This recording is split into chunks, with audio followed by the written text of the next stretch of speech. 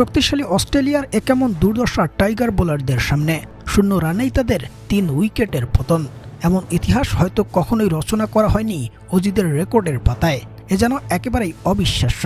ফিজ তাসকিনদের magical বোলিংয়ের সামনে অসহায় অজি ব্যাটাররা। যেখানে ইনিংসের প্রথম ওভারে বোলিং করতে আসেন তাসকিন আহমেদ, আর তাসকিনের করা প্রথম ডেলিভারিটাতেই বোকা হয়ে যান ম্যাথু শট। বলটা ছেড়ে দিয়েই বাঁচতে চেয়েছেন অজি এই তারকা।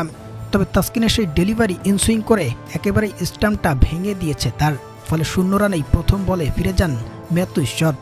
আর সেই ওভারে কোনো রান খরচ ছাড়াই ওভারটা শেষ করেন তাসকিন এবং ইনিংসের দ্বিতীয় ওভারে বোলিং করতে আসেন মোস্তাফিজুর রহমান। আর ফিজের সেই কাটার সোলোয়ারের ওভারে পরাস্ত দুজন ব্যাটার। শুরুতে ওভারের প্রথম বলে কুপার কোনলি উইকেটটা বিলিয়ে দেন লিটন দাসের হাতে।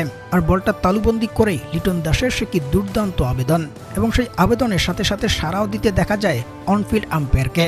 ফলে 0 রানেই ফিরে যান কুপার কোনলি এবং পরবর্তীতে ওভারের শেষ বলে মার্ট রেনেশাকে ফাঁদে ফেলেন ফিজ। কাটার সোলোয়ারের বলে ওজিআই ব্যাটার বোকা হয়ে ক্যাচটা তুলেই দেন লিটন দাসের হাতে।